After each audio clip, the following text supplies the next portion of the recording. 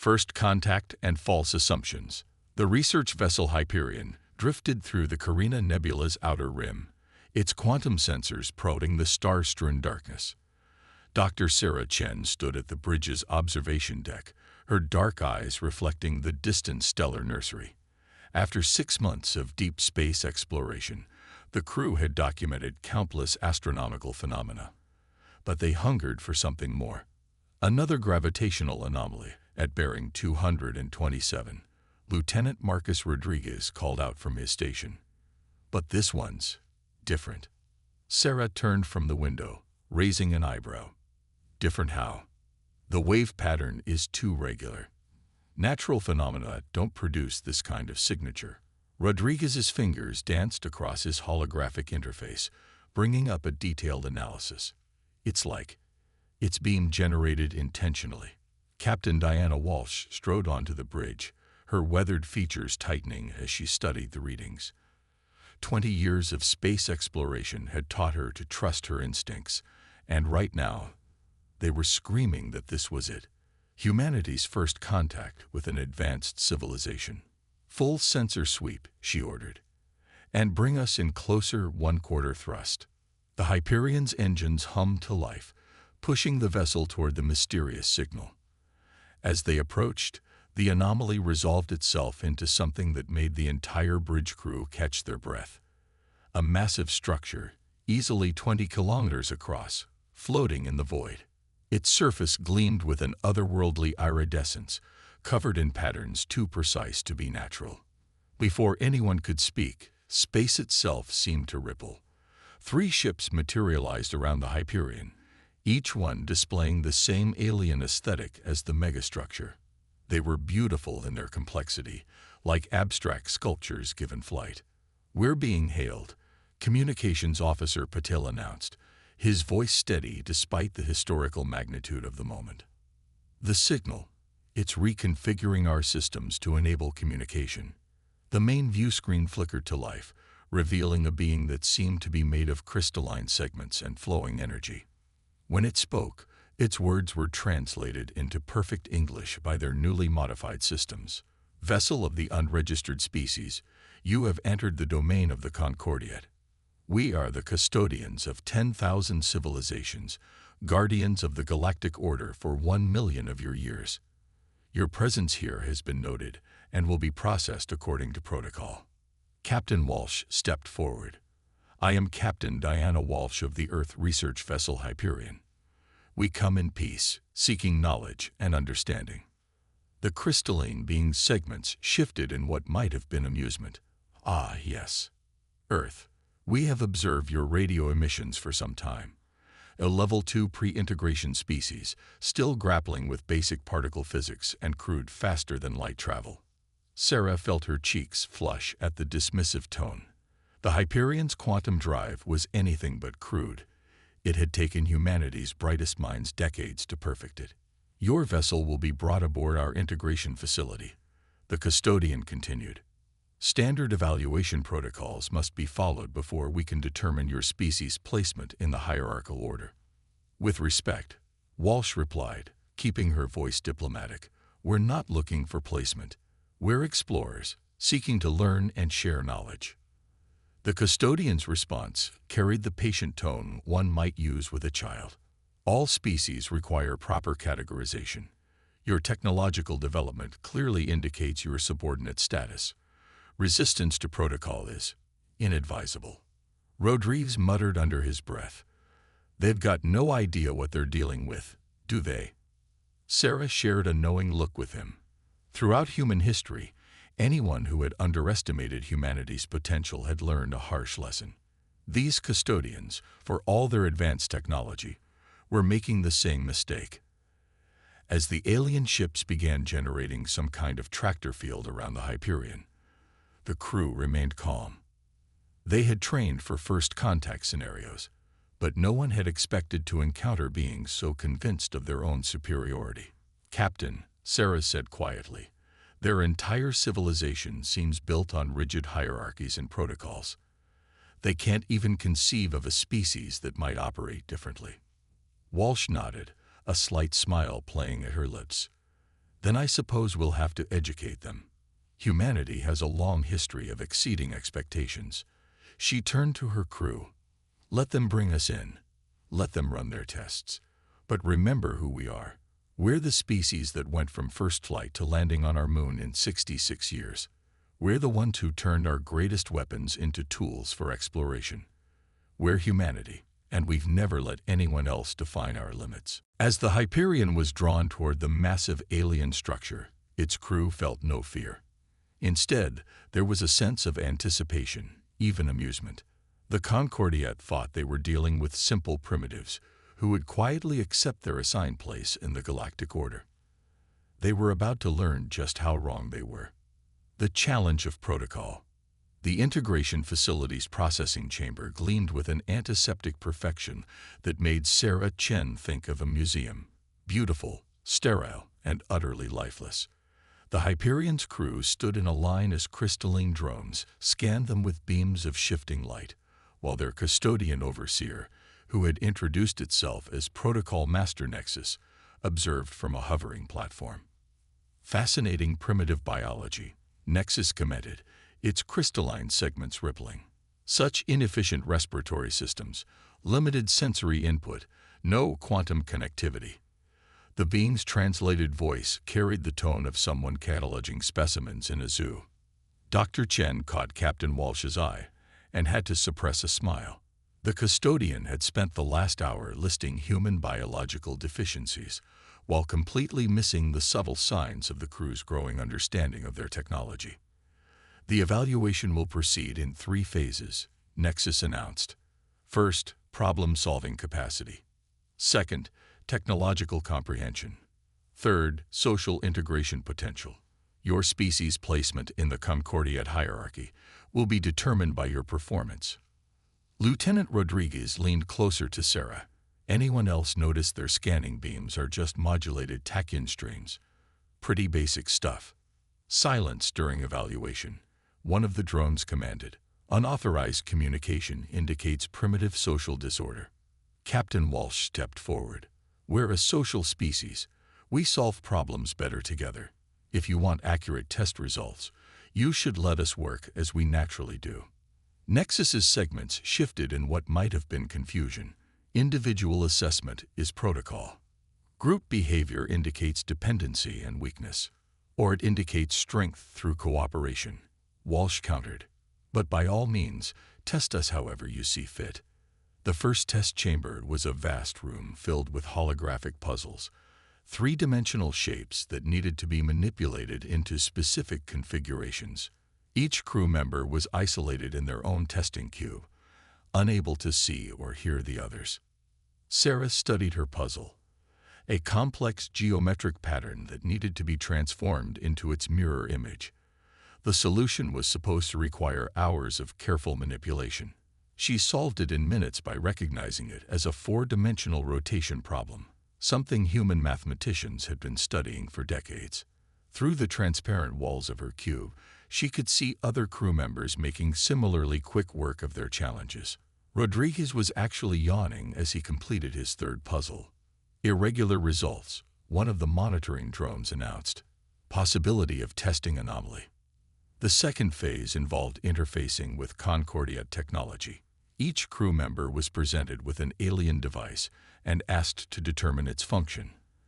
The custodians clearly expected them to be baffled by the advanced technology. Instead, they watched in growing disbelief as the humans not only figured out the devices, but began suggesting improvements. This quantum resonator, Dr. Chen said, holding up a crystalline sphere, its efficiency could be improved by at least 40% if you adjusted the internal lattice structure. See these patterns. She pointed to the subtle markings on its surface. They're actually creating interference. Cease analysis. Nexus interrupted, its voice carrying an edge of discomfort. You cannot comprehend. Actually. Rodriguez chimed in. She's right. We've been working on similar principles in our quantum drive. Different application, same basic concept. The third phase was meant to test their ability to integrate into Concordiat society. The crew was presented with various social scenarios through advanced simulations. The custodians expected them to either withdraw in confusion or react with primitive aggression.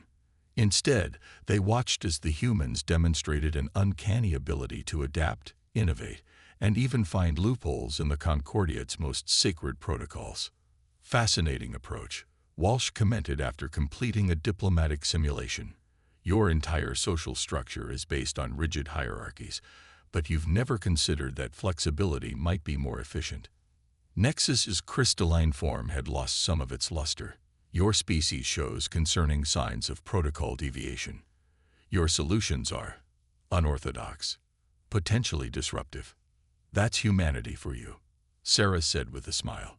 We specialize in unorthodox. The testing continued, but with each passing hour, the custodian's certainty seemed to crack further.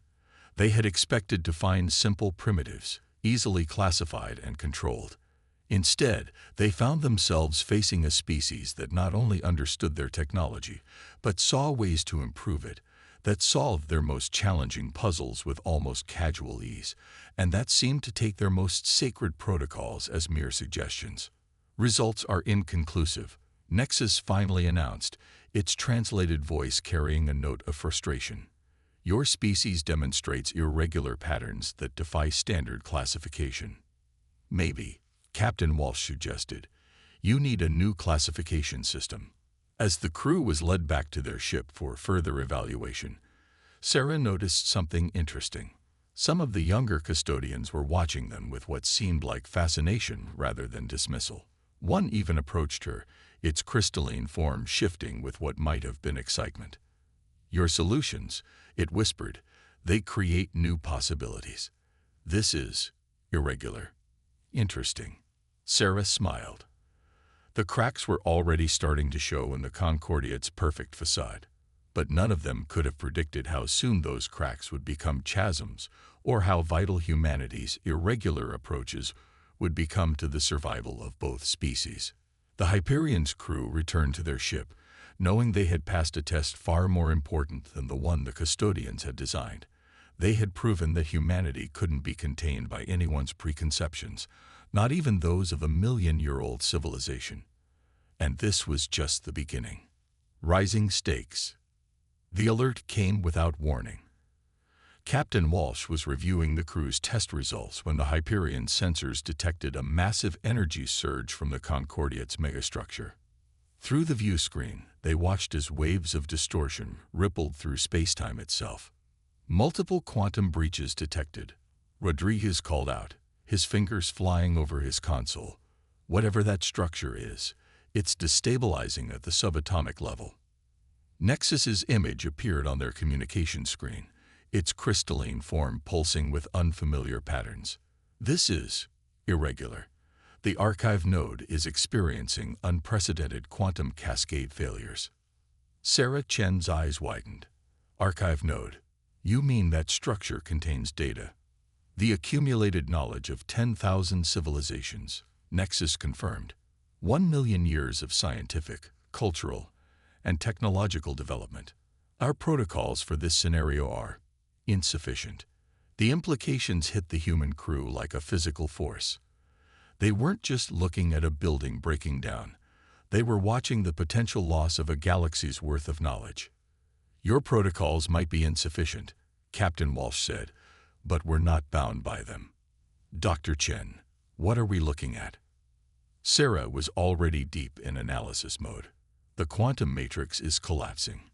It's like, imagine a library where all the books are suddenly trying to exist in the same space at the same time.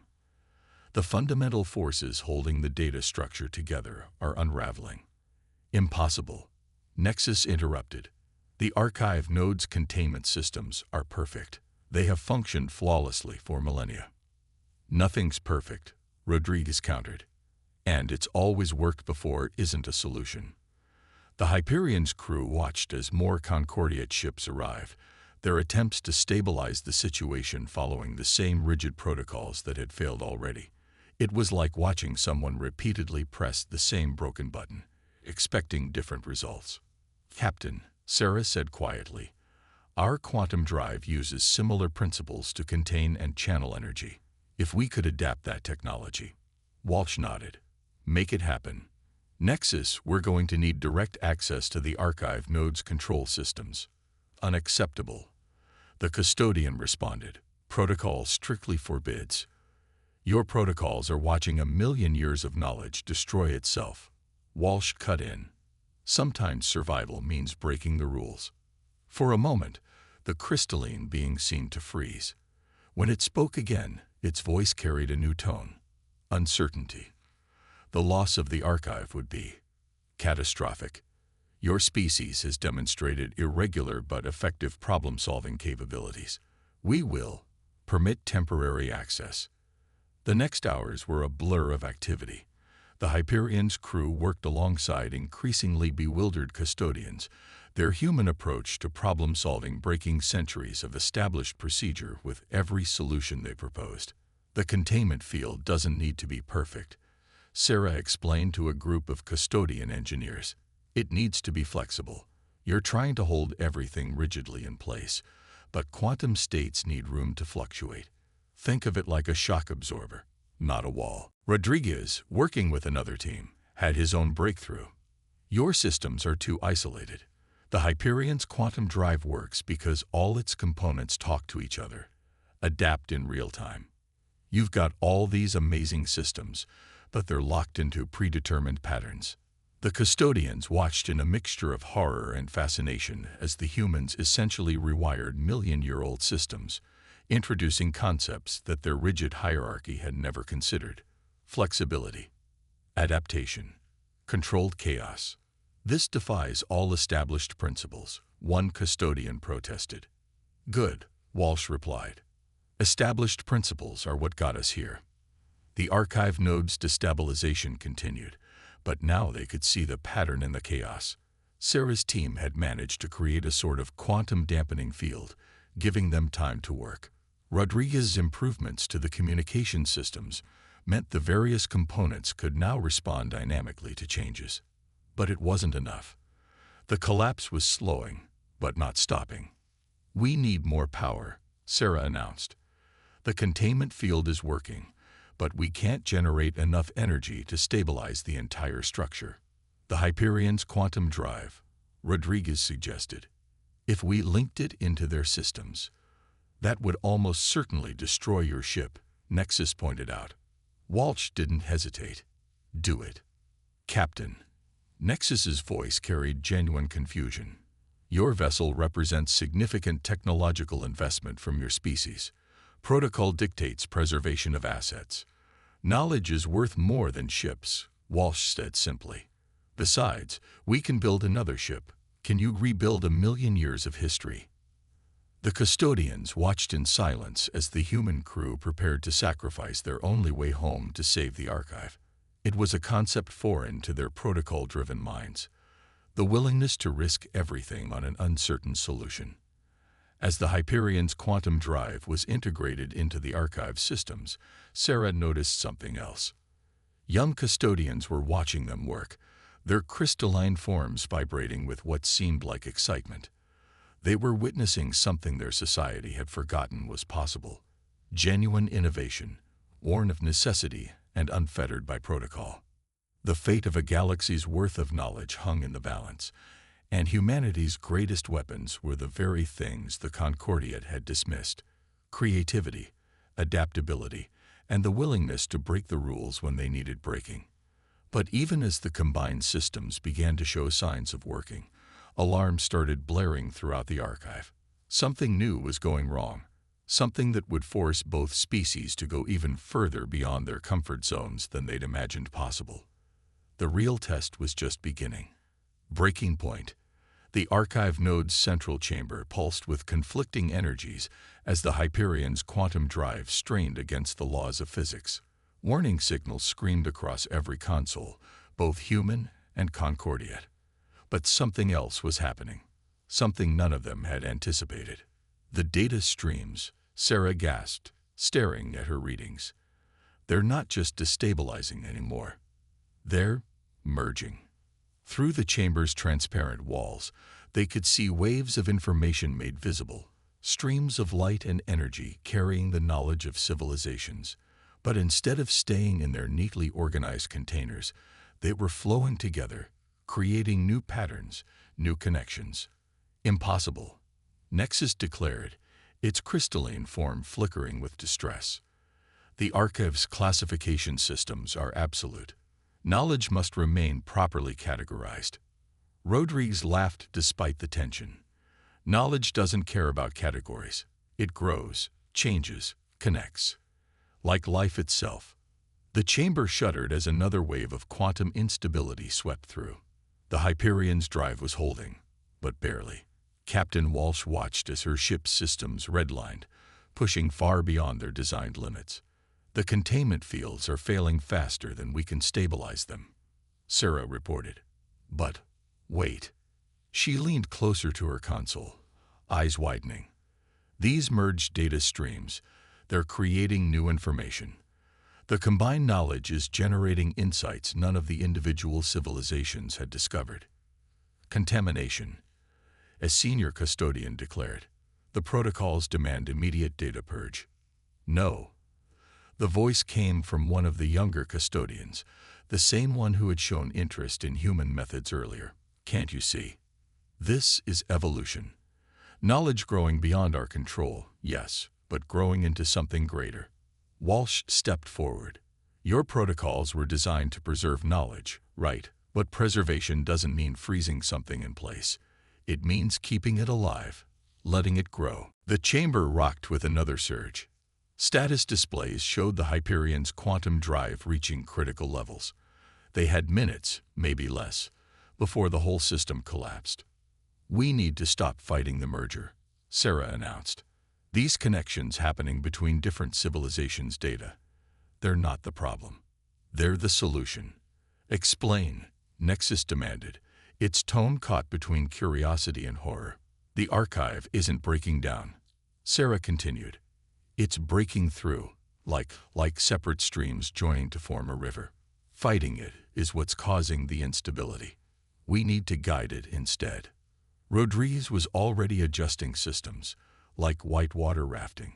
You don't fight the river, you work with it, use its power. The human crew moved with practiced coordination, their months of working together allowing them to anticipate each other's needs. They began redirecting power not to contain the merging data streams, but to support them, guide them. This defies all established wisdom, Nexus protested, but there was a note of uncertainty in its voice. Maybe it's time for new wisdom, Walsh replied.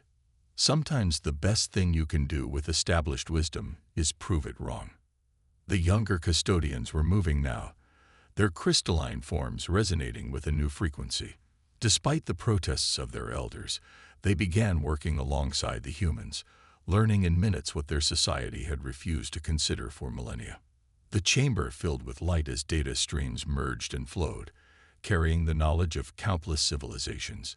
But instead of chaos, patterns emerge. Complex, beautiful, alive with possibility. The quantum field is stabilizing, Sarah reported, wonder in her voice.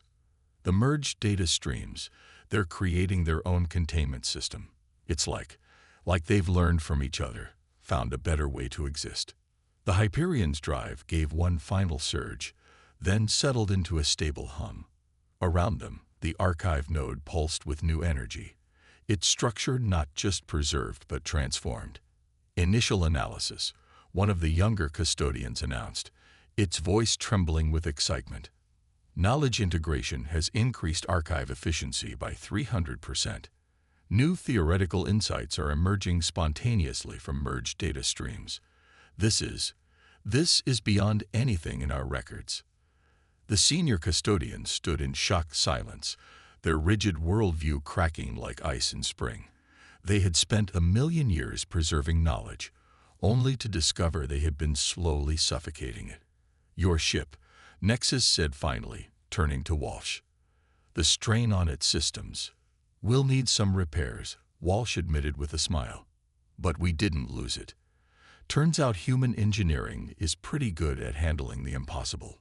The chamber had settled into a new rhythm, the merged data streams flowing in complex but stable patterns. But the real transformation wasn't in the archive. It was in the beings watching it.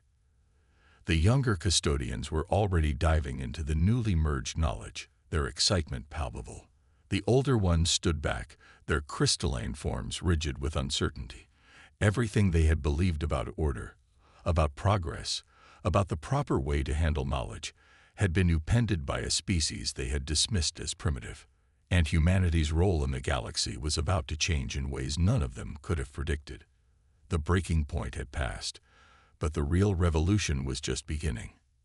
New understanding.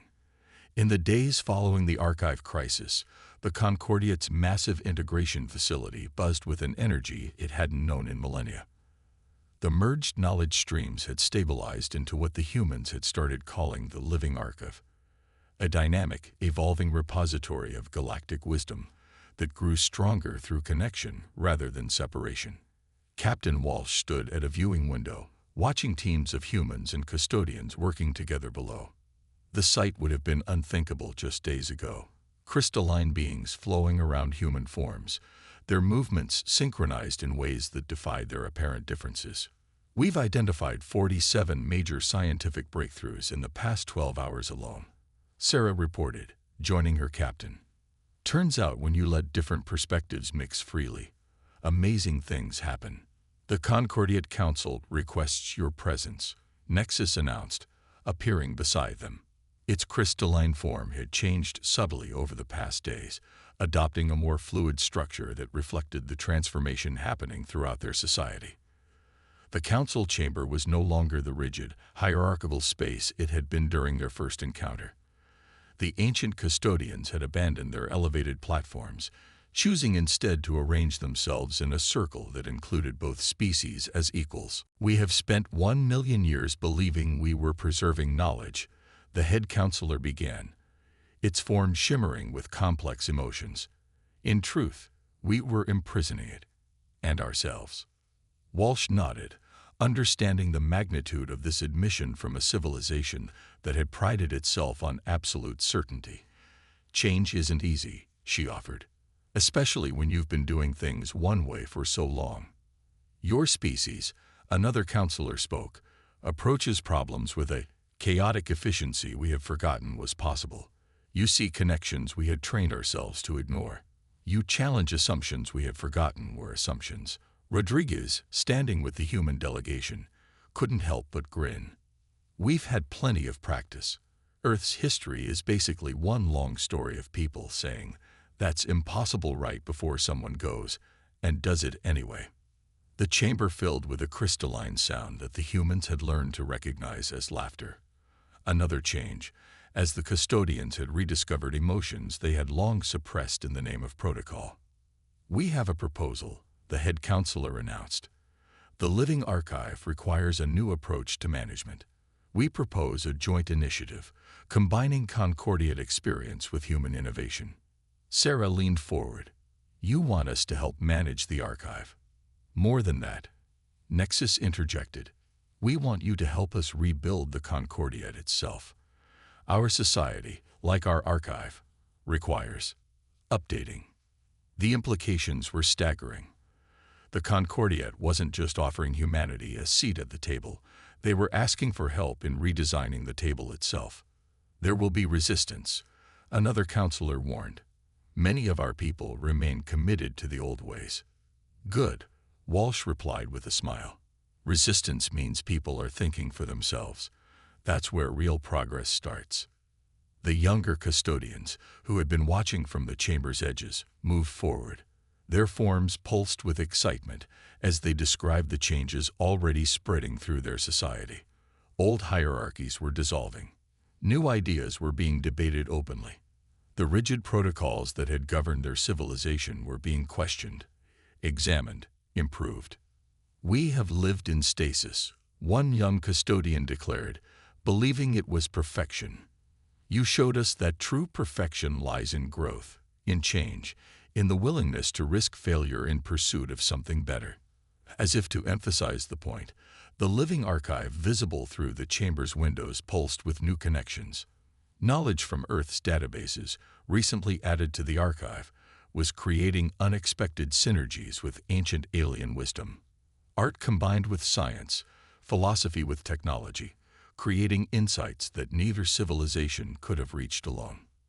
"Your ship," the head counselor said, turning to Walsh. "The damage it sustained saving the archive. We would like to assist in its repair and its improvement." Rodriguez whistled softly as holographic schematics appeared in the chamber center. The custodians weren't just offering repairs, they were proposing a true fusion of their technologies, creating something entirely new. Of course, Nexus added with what had become recognizable as humor. "We will need to be irregular in our approach. The old protocols would never allow such integration. Humanity," Walsh responded, "has never been very good at following protocols anyway. We accept your proposal, all of them." The chamber filled with a harmony of human and crystalline voices as both species celebrated not just a diplomatic agreement, but the birth of something unprecedented. The Concordia was evolving, humanity was ascending, and the galaxy itself seemed to hum with new possibility. As the festivities continued, Sarah found herself standing with one of the younger custodians, watching the living archive's ever-shifting patterns. "Do you think we did the right thing?" the custodian asked. "Changing so much, so quickly." Sarah smiled, remembering the moment humans first looked up at the stars and dreamed of reaching them. "The right thing isn't always the easy thing, but that's what makes it worth doing." The Hyperion's crew had set out to explore the unknown, to push the boundaries of human knowledge. Instead, they had helped transform a million-year-old civilization, proven that humanity's greatest strength was its ability to adapt and innovate, and opened up possibilities that neither species had imagined possible. And somewhere in the vast depths of space, other human ships were venturing out, carrying with them that same spark of curiosity, that same willingness to challenge the impossible. The galaxy would never be the same. And that was exactly as it should be.